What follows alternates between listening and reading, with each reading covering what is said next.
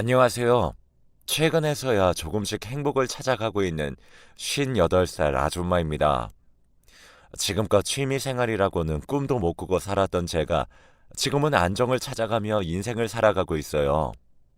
하지만 처음부터 이렇게 인생을 즐기며 살았더라면 이곳에 사연을 보내지 않았을 겁니다. 저는 끝이 보이지 않는 어두컴컴한 터널을 걷다가 이제야 빛이 드는 길을 걷기 시작했거든요. 저는 20대 중반 다니던 제과점에서 남편을 처음 만났습니다. 그냥 빵 납품업체 직원이었고 저는 알바로 일을 하고 있었죠. 남편의 성실한 모습이 좋았던 저는 2년의 연애 끝에 결혼을 하게 되었습니다.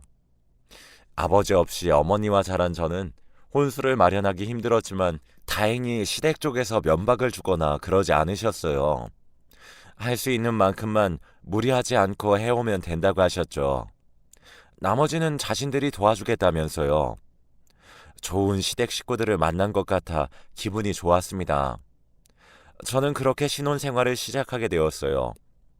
풍족하지도 않고 오히려 조금 부족하게 살아갔지만 그래도 행복하네요. 하지만 행복은 1년도 채 가지 못했어요. 저는 임신 중이었고 회사도 그만둔 상황이었죠. 남편은 납품업체를 여전히 잘 다니고 있었고요. 근데 남편이 어느 날부턴가 집에 잘 들어오지 않는 게 아니겠어요. 퇴근을 할 시간에 들어오지도 않고 연락도 받지도 않아 걱정이 참 많았죠. 하지만 남편이 귀가를 할 때면 향수 냄새와 술 냄새가 진동을 했고 제게 매번 돈을 달라고 화를 내는 걸 보고 남편이 밖에서 뭘 하는지 대충 감을 잡게 되었어요. 2년을 사귀어왔지만 남편에게서 그런 모습을 볼 수 없었기에 저는 전혀 의심을 하지 않았었는데 결혼하고 제가 임신하고 나서부터 무슨 바람이 든 건지 아니면 원래 그런 사람이었는데 제게 숨긴 건지 아니야, 아닐 거야. 저는 그렇게 스스로를 진정시키며 남편을 믿어보기로 했어요. 회사 동료 중에 향수 뿌리는 사람이 있나 보지. 요즘 회식 자리가 잦아졌으니까 저러는 걸 거야. 라고 말이죠. 하지만 시간이 지날수록 그는 더 심해져만 갔어요. 시부모님께도 돈을 달라고 투정을 부리기 시작했고요. 심지어는 제가 아기를 위해 모아놓은 적금까지 깨서 가지고 갔습니다. 제 친정 어머니에게 전화해서 아기용품을 사야 하는데 돈이 부족하다며 그 구실로 돈까지 받아 챙겼고요. 그리고 그 돈을 전부 도박에 탕진했어요. 더 이상 부정할 수 없었습니다. 그는 도박에 술에 여자까지 하는 최악의 남자였어요. 결혼한 지 얼마나 됐다고 만삭의 아내를 버려두고 바깥으로 도는 남편이 원망스러웠어요. 너무나도 미웠습니다. 저는 크게 불러온 배를 쓰다듬으며 매일을 눈물로 보냈어요. 단 하루도 울지 않는 날이 없었죠. 계속 울다 보니 점점 배도 고프지 않게 되더군요. 아니, 먹는 것을 잊어버리는 게 맞았어요. 저는 점점 야위어져 갔습니다. 며칠 후 시부모님이 잘 지내고 있냐고 신혼집으로 오셨어요. 그리고 제 꼴을 보고서는 크게 놀라셨죠. 아니, 아가, 대체 무슨 일이니? 왜 이렇게 말랐어? 아우, 세상에. 밥은 잘 챙겨 먹고 있는 거야? 잠은 잘 자고? 걱정 어린 눈으로 제 상태를 살피는 시부모님의 모습에 눈물이 왈칵 쏟아져 나왔습니다. 저는 차마 남편이 바깥으로 돌아서 힘들다는 말을 못하겠더라고요. 그런 시부모님들 많잖아요. 우리 아들이 잠깐 그럴 수도 있지 하시는 분들요. 제 시부모님이 아무리 좋은 분들이셔도 막상 자신의 아들이 그렇다는 이야기를 들으면 저를 되려 구박할까 겁이 났습니다. 저는 결국 아무 말도 못하고 그저 서럽게 울기만 했어요. 그런 제 모습에 시부모님은 혼자 있는 시간이 길어서 우울해한다고 생각을 하신 듯 자주 찾아오겠다고 하셨고요. 그러던 어느 날 신혼집에서 시부모님이 차려주신 밥과 과일을 먹던 중이었는데 누군가가 문을 세게 두드리는 겁니다. 팡팡팡 쾅쾅. 당장 나와! 잔뜩 화가 난 듯한 여성이었어요. 우리는 깜짝 놀라 문 쪽을 바라보았고 시아버지께서 자신이 나가보겠다고 하셨습니다. 누구세요? 시아버지가 문을 열고 여자에게 묻자 여자는 남편의 이름을 부르며 그놈 어디 갔냐고 묻더군요. 그리고 집안에서 앉아있던 저를 훑어보고는 어이가 없다는 듯 화를 냈죠. 그거 아주 사기꾼이었구나. 당신 남편 바람 피우는 거 알아요? 그 자식이 나한테 결혼하자고 해서 결혼 준비까지 하고 있었는데 길 가다가 그 자식 얼굴이 나온 가족 사진이 있지 뭐예요. 사진관에서 떡하니 찍은 가족 사진 말이에요. 그녀는 저와 남편이 결혼식을 올리고 나서 시부모님과 저와 남편, 친정엄마 이렇게 찍었던 가족 사진이 걸린 걸 본 듯했습니다. 당신 남편 그거 아주 지독한 자식이야. 나랑 사귈 때 다른 여자랑 바람 피우다 걸린 게 몇 번인 줄 알아요? 내가 그거 다 용서해주고 결혼하겠다고 한 건데 이제 이렇게 임신한 아내가 있었네. 이것은 사기꾼 아니야.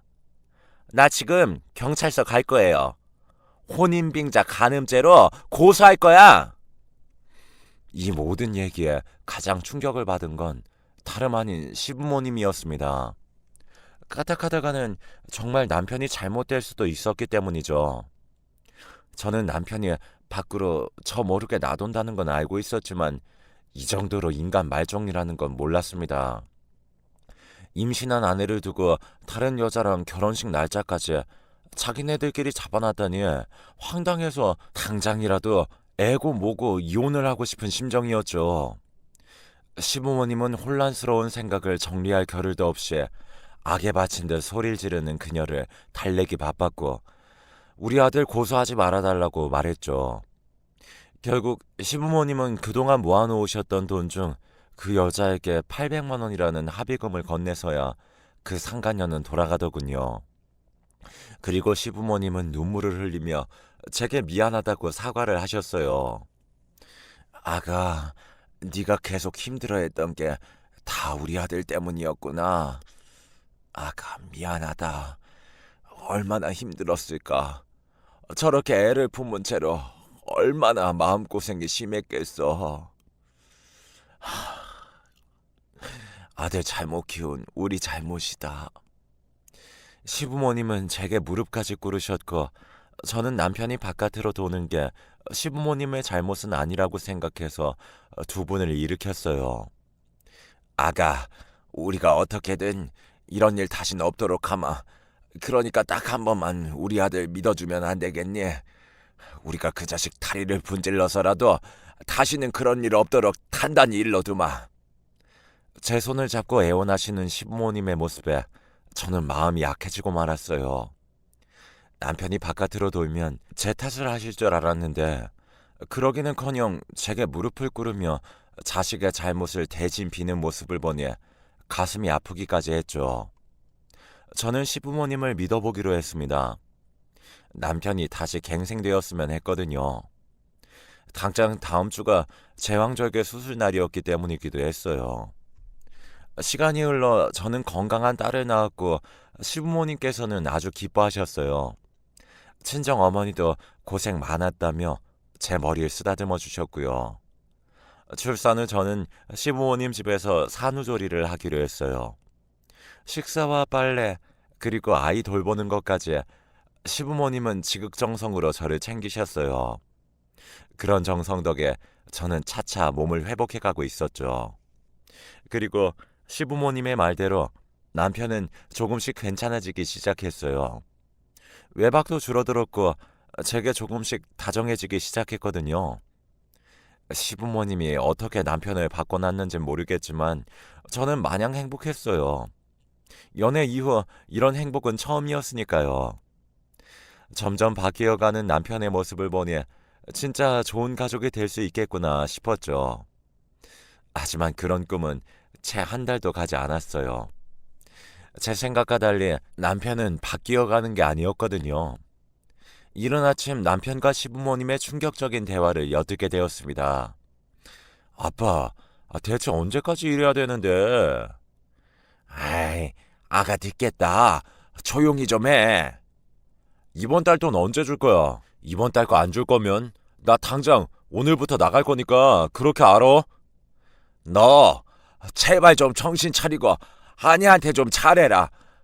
이 애비 죽는 걸 보고 싶어서 그래. 그래야 네가 정신 차리겠어. 우리 아가가 얼마나 불쌍하니? 얼마나 마음고생을 심하게 하는지 네가 알긴 아냐? 네 가족부터 챙겨야지. 대체 어디를 그렇게 싸돌아다니는 거야? 하지만 남편은 시아버지의 말을 듣는 척도 안 하더군요. 아, 됐으니까 돈 내놓으라고. 누가 영감탱이 아니라고 할까봐 잔소리만 해대고 있어. 시아버지는 제가 듣기라도 할까봐 결국 남편에게 돈 봉투를 건넸습니다. 하지만 저는 모든 사실을 알아버렸죠. 시부모님이 남편을 크게 혼꾸녕을 내서 바꿔놓은 게 아니었어요. 여전히 휘둘리고 있었던 거였죠. 시부모님은 남편에게 용돈까지 주고 달래며 며느리에게 잘 좀 하라고 애걸복걸 하다시피 부탁한 거였습니다. 저는 남편이 너무나도 증오스러웠어요. 아니, 끔찍했습니다. 대체 인간이라면 어떻게 저럴 수 있는지, 저건 인간이 아니었어요. 어떻게 본인의 부모님에게까지 저렇게 하는 건지요. 하지만 저는 이혼할 엄두가 나지 않았어요. 제가 평생을 아빠 없는 아이로 살아 그 서름을 잘 알기에 제 딸은 그렇게 되지 않았으면 했거든요. 아무리 아내한테 못하는 못난 남편이어도 딸에게는 아빠라는 존재가 있었으면 했습니다. 아니나 다를까 시간이 흐르니 남편은 다시 밖으로 돌기 시작했어요. 뭐 뻔한 결과였죠. 남편은 술이며 도박이며 여자며 안 하는 게 없었습니다. 결국 저는 남편은 그냥 포기해버리고 아이 하나만 보며 아이를 위해 살아가기로 했어요. 내 자식은 아무런 죄가 없기 때문이죠. 그런 제 모습에 시부모님은 고맙고 미안해서 어쩔 줄을 몰라 하셨습니다. 시부모님은 당분간 같이 살자고 제안하셨어요. 집에 혼자서 있으면 우울할 테고 아이를 혼자 보기엔 힘이 붙일 거라고 도와주겠다고 하셨죠. 그리고 틈만 나면 눈물을 흘리셨어요. 아들을 못나게 키워서 정말 미안하구나. 아휴, 우리 잘못이다. 이게 무슨 고생이니? 너한테 면목이 없다.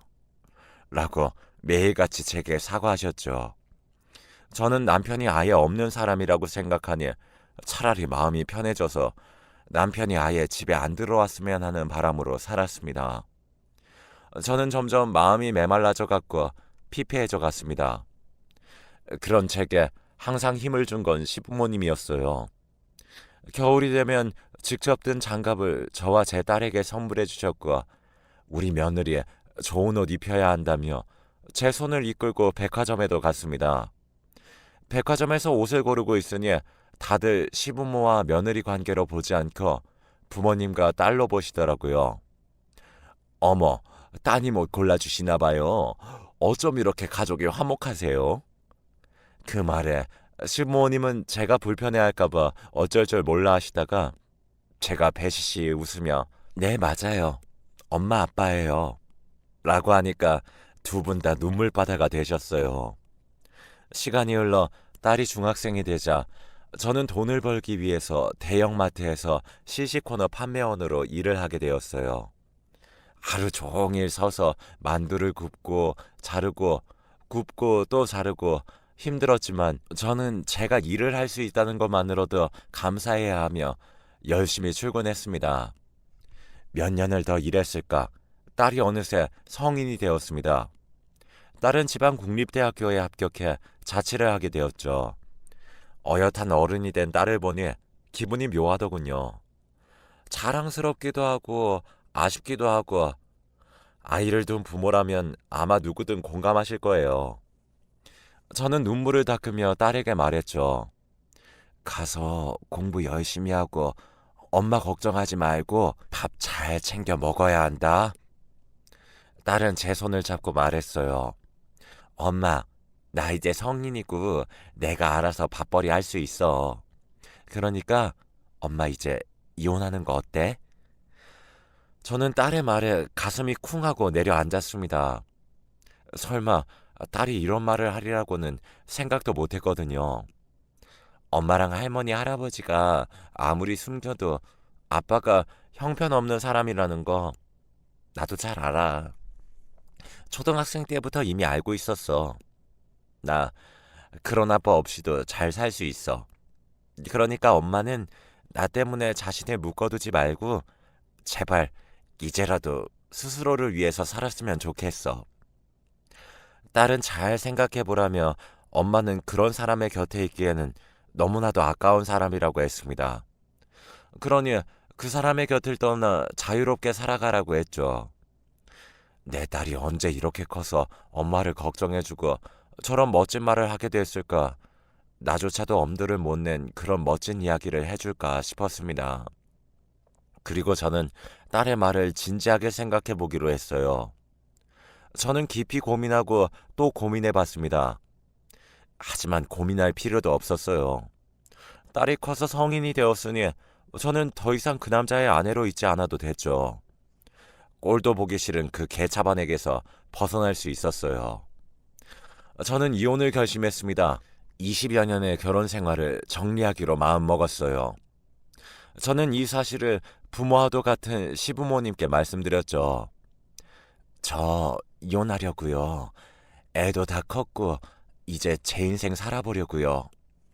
제 말에 시부모님들은 눈물을 흘리시며 아이고 그래 그래야지. 우리 아가 얼마나 고생이 많았니? 그 못난 아들 때문에 얼마나 힘들었어. 하며 그러라고 너의 인생을 살으라며 응원해 주셨어요. 저는 그렇게 이혼을 준비하게 되었습니다. 하지만 모든 일이 쉽게 풀리지 않듯 꼬이고 꼬인 제 인생도 한 번에 해결될 리가 없었죠. 시어머니께서 어느 날 갑자기 쓰러지신 겁니다. 저와 시아버지는 119를 불렀고 시어머니는 병원으로 실려가셨어요. 하지만 병원에 도착하고 얼마 지나지 않아 세상을 떠나고 마셨어요. 급성 심근경색이었죠. 저는 부모와도 같은 시어머니를 잃은 충격에 오열을 했고 시아버지가 오히려 저를 안아주셨어요. 저는 주체할 수 없는 슬픔에 기절을 해버렸습니다. 다시 정신을 차린 제 곁에는 시아버지가 계셨어요. 제가 정신이 든 걸 아시고는 엉엉 우시더군요. 아내도 갔는데 너마저 그렇게 쓰러져 버리면 어떡하냐면서요. 딸마저 잃을 수는 없다고 하셨죠. 저는 시아버지를 꼭 안아드렸습니다. 한평생을 함께 해온 반려자의 슬픔은 이루 말할 수가 없겠죠.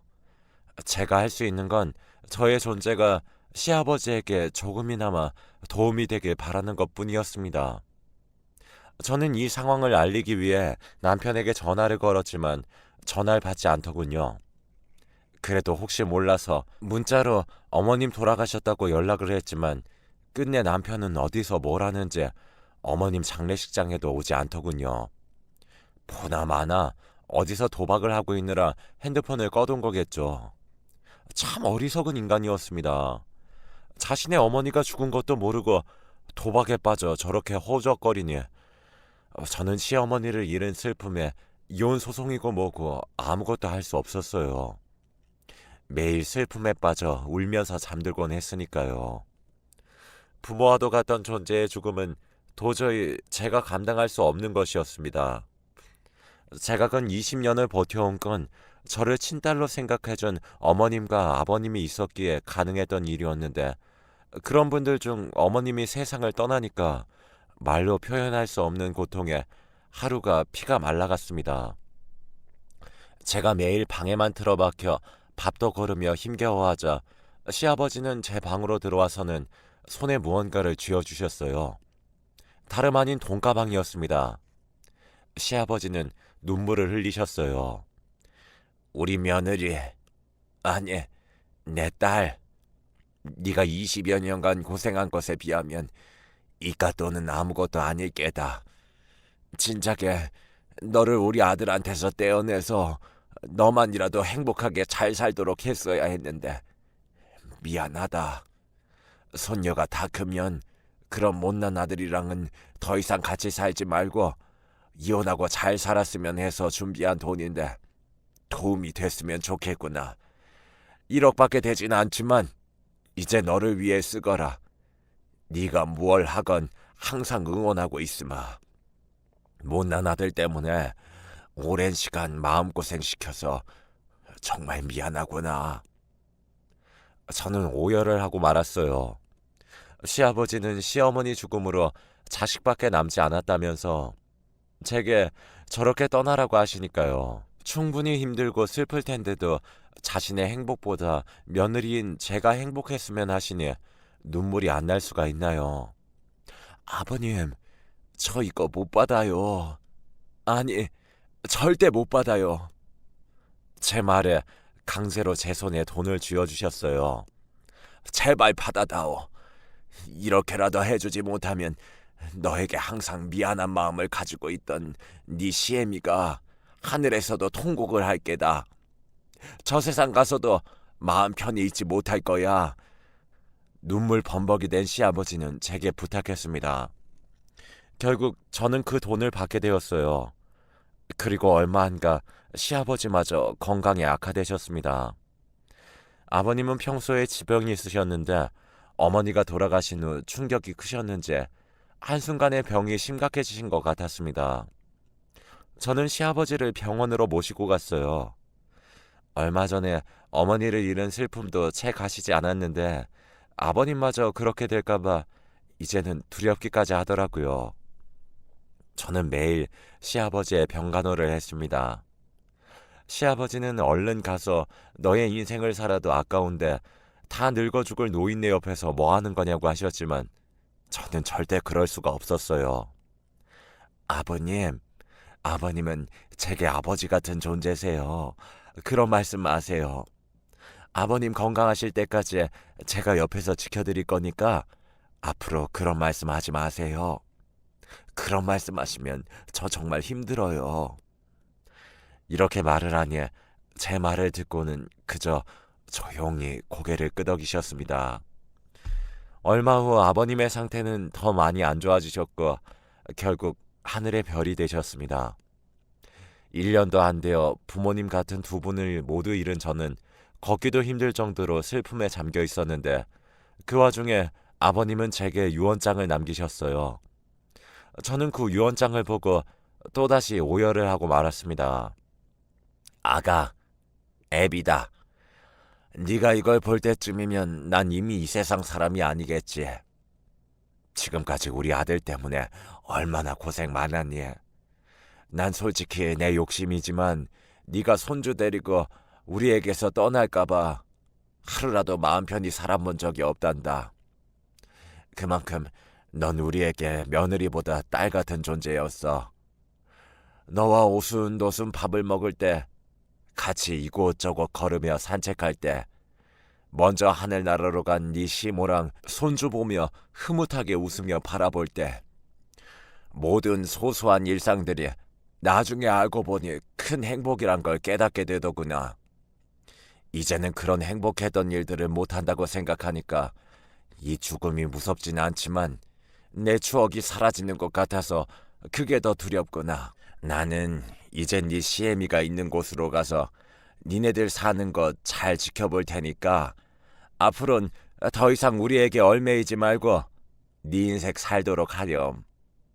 내가 진작 보내줬어야 하는데 너무 미안하다. 그리고 고맙다. 내게 남은 재산이랑 집을 처분해도 얼마 안 되는 돈이겠지만 이 돈 가지고 어디서 기죽지 말고 잘 살길 바래. 내 통장 보면 1억 3천 정도는 있을 게다. 내가 장롱 속에 놔뒀으니까 너에게 조금이라도 도움이 됐으면 싶구나. 절대 우리 아들 같지도 않은 그 호로 자식에게는 네가 마음 약해져서 이 돈 줄 생각하지도 말고 이 유언장에도 내가 분명히 명시해 둘 거다. 우리 며느리, 아니 우리 딸 사랑한다. 라고 남기셨습니다. 저는 이 유언장을 받고 얼마나 울었는지 모릅니다. 항상 저와 딸아이에게 인자하신 모습을 생각하니 가슴이 찢어질 듯 아파왔어요. 끝까지 저를 이렇게 생각해 주시는 그 마음에 눈물이 나지 않을 수 없었어요. 그렇게 저는 가슴에 아버님을 담고 납골당에 모셨습니다. 하지만 본인의 부모님이 돌아가셨는데도 연락두절인 그 자식을 용서할 수 없었습니다. 저는 남편에게 이혼 소송을 걸었고 경찰에 불법 도박으로 신고를 해버렸어요. 이혼 소송 중인 남편은 부모님이 뒤늦게 돌아가신 줄 알고는 참회의 눈물을 흘리더군요. 왜 그동안 연락이 안 된 거냐고 물어보니까 남편은 기존에 갖고 있던 핸드폰은 사채업자들의 빚 독촉 때문에 휴대폰을 켜보지도 못하고 도망자 신세로 지내서 몰랐던 거였습니다. 그러다 도저히 버틸 힘이 없게 되자 부모님에게 다시 돈을 부탁하러 왔다가 부모님이 돌아가신 걸 나중에 알게 된 거였고요. 그놈의 도박이 뭐고 여자가 뭔지, 자신을 낳아준 부모님이 돌아가시는 것도 모르고 저렇게 망나니처럼 살다가 뒤늦게 후회하는 모습을 보니 참 한심하기 그지없더군요. 남편은 모든 사실을 알고 눈물을 흘리며 땅을 치고 후회를 했고 현재는 그 슬픔에 빠져 알코올 중독자가 되어 피폐한 삶을 살고 있어요. 그렇게 우린 이혼 소송 5개월이 지난 시점에 20년간의 결혼 생활에 마침표를 찍게 되었습니다. 하지만 저는 그런 남편이 여전히 원망스럽고 증오스러웠어요. 저는 염치도 없이 제게 찾아와 싹싹 빌며 제발 부모님을 모신 곳이 어딘지만 알려달라고 간곡히 부탁을 하더군요. 살아계실 때나 잘하지. 그렇게 아들 때문에 가슴 아파하시고 평생을 내게 미안해하셨는데 이 못난 불효자식 같으니라고. 저는 한심한 그 자식에게 썩 꺼지라고 소리쳤습니다. 저는 그 아들 같지도 않은 남편에게 언젠가는 시부모님들이 어디에 계시는지 말은 하겠지만 당분간은 말해주지 않을 겁니다. 그놈은 더 정신을 차려봐야 얼마나 부모님이 고마우신 분들이고 이 세상에 하나뿐인 존재라는 걸 알게 될 테니까요. 저는 지금 그 일이 있고 1년 후에 제과점을 열었어요. 아주 실력 좋은 제빵사도 구했습니다. 저는 제 인생을 20여 년 전 그날부터 다시 새롭게 쓰려고 해요. 처음에는 슬픔으로 아무것도 하기 싫었지만 제 행복을 간절히 빌어주신 시부모님과 제 딸, 그리고 제 자신을 위해서 열심히 살아가려고 합니다. 저는 최근 등산을 다니기 시작했어요. 산 정상에 오르고 싶다던 시아버지의 말씀이 떠올랐기 때문이죠. 저는 시부모님들과 찍었던 사진을 들고 정상에 오릅니다. 보여드리고 싶었거든요. 산 정상에서 얼마나 아름다운 풍경들이 보이는지, 얼마나 가슴이 후련하고 벅차오르는지, 등산을 시작하고 천천히 돌이켜보니 인생도 등산과 닮은 것 같습니다. 올라올 때는 너무나 숨이 차고 힘들고 포기하고 싶어지죠. 하지만 그 끝에는 정상이 아니었습니다. 그 정상에서 내려다본 풍경은 그렇게도 아름답고 눈부십니다. 여러분들께서 살아온 인생이 고달프고 벅차고 때로는 포기하고 싶을지 몰라도 언젠가는 산의 정상 위에 선다면 다를 수 있을 거예요. 지나온 나의 아픔도 슬픔도 다 행복을 위한 거라는 걸 깨닫게 되기도 할 테니까 말이죠. 가슴이 뻥하고 뚫리게 될 날이 올 거라고 믿으셨으면 좋겠습니다. 희망을 잃지 마시라고 말씀드리고 싶네요. 제 긴 이야기 지금까지 들어주셔서 감사합니다.